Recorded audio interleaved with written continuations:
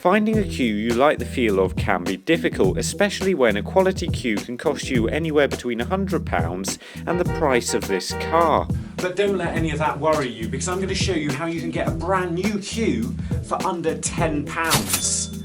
I mean, how bad can it be?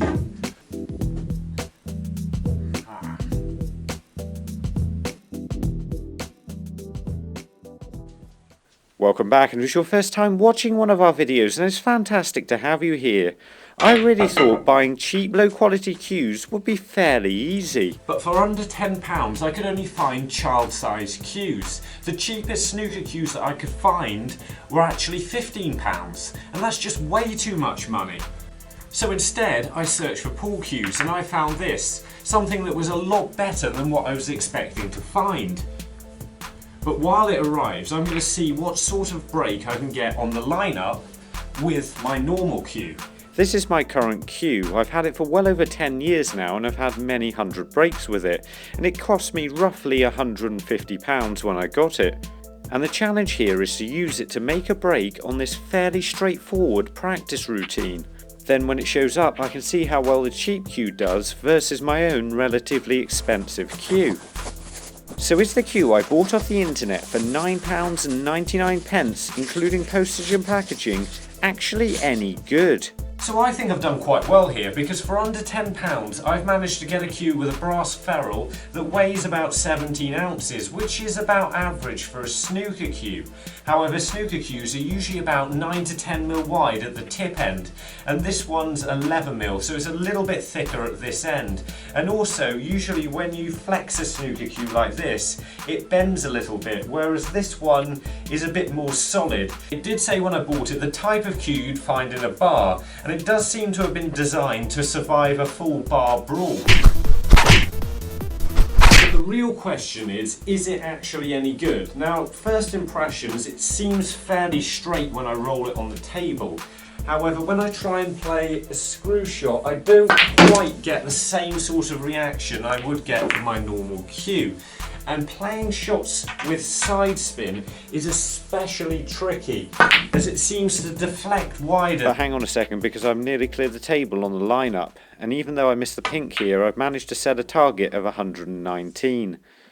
But as I was saying, what happens if I'm playing with my normal cue and I accidentally play a shot with side spin? Here I'm aiming directly at the red, moving my cue over to the very side of the ball and hitting it about as hard as I can, and it only just means I miss the red. However, with the pool cue, I nearly miss it by a full foot doing the same thing. And that's going to make things so much harder, because that means if I just put a tiny trace of side spin on the ball, I actually miss it by further, and that's just going to result in me missing more shots.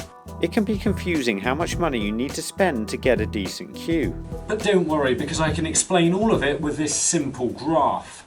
Here we have quality over cost, and the quality of a cue goes up dramatically all the way to £50, and then starts to level out slightly towards about the £100 mark. Cues above this price come with a wider range of extensions, adding more value to what you're buying. But after about £150, you're just paying for exotic materials and decoration, and the quality doesn't really go up anymore after this. So here are the sweet spots, but unfortunately the cue I've purchased belongs down here. But I'm hoping I've got all of that wrong, otherwise this experiment is just going to be a complete disaster. Ha! Okay, so I've missed the first shot.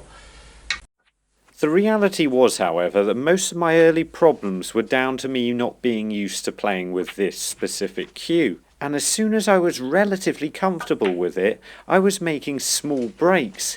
But unfortunately, it was only small breaks, as I was really struggling to pot any shot with a great amount of power or spin. But what made this even worse is I couldn't consistently pot even some of the more straightforward shots. Okay, so that's my 12th attempt, and so far I haven't been able to get a break over 40. The cue itself feels okay, as long as I don't have to play a shot with a lot of spin or power. Just these close control shots are fine, it's just that every now and again one just seems to drift off to the right. Now it's at this stage that most people would give up. but I think I've got to try something a little bit different. But that's all after we go and find Lucas, who's watching from the island of Madeira. I know when I got my current cue, the tip that came with it made the cue almost unplayable. So what would happen if I were to change the tip of this cue? I wasn't really sure it would make any difference at all, that is until I cut the tip off and felt how soft and spongy it was. So I found a box of Elkmasters I had in the cupboard. I had quite a few of these tips, but unfortunately they were only 10mm wide, though I was lucky enough to find one that was just big enough to cover the entirety of the top of the cue, so I left it overnight and picked this up the next morning. Now unfortunately the tip I stuck on it seems to be a little bit wonky, but other than that it seems to be alright, so let's give it a try. Almost straight away I could tell this was a significant improvement. I was a lot more confident on basic shots, and I was even able to play shots with a moderate amount of power and spin a lot more successfully. And when I did the same test with side spin, the cue ball was still missing by an alarming amount, although this was only half as much as it was before. The tip's also allowing me to put more spin on the cue ball, and although it's not quite as good as what I'm used to, it's definitely a lot better than what it was. This meant I wasn't just about struggling to make breaks over 30, I was actually able to make 40, 50 and even 60 breaks. I actually started a timer as soon as I'd put this tip on to see how long it would take me. But the problem was, when I got to this stage, I was still struggling to consistently pop the balls. And it was just becoming more and more frustrating. But I did have something else that might be able to help, just after I find Vitaly from Chertsky in Ukraine. You see, it's unusual to find a cue that's perfectly straight, especially near the tip end, and that's why most players will play with a cue a certain way up. Unfortunately, this being a maple or possibly MDF cue, I could simply never tell which way I was holding it, so I crudely marked it at both ends and had another try. This one tiny change actually made quite a big difference, because I was able to strike exactly where I wanted to on the ball every single time now, and it meant the balls were just about dropping in where before they had been just missing. Everything was now different because the cue was just about good enough to be able to make the clearance so long as I maintained absolutely perfect position. I now, however, had a new problem. Purely down to the amount of time this had taken, I was under more pressure to actually finally get this break than I'd been on a snooker table in some time, and I knew one lapse of concentration could ruin everything. And when I got onto the yellow, I made a bit of an error. The green was going to be an easy enough pot, but the success or failure of the cheap cue challenge was going to be down to what with this cue was a very tough pot on the brown.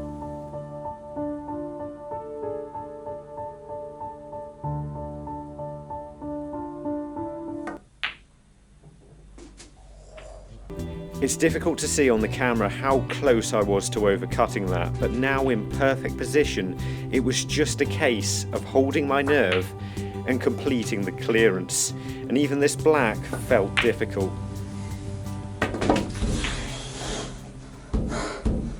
Oh God, I nearly killed me.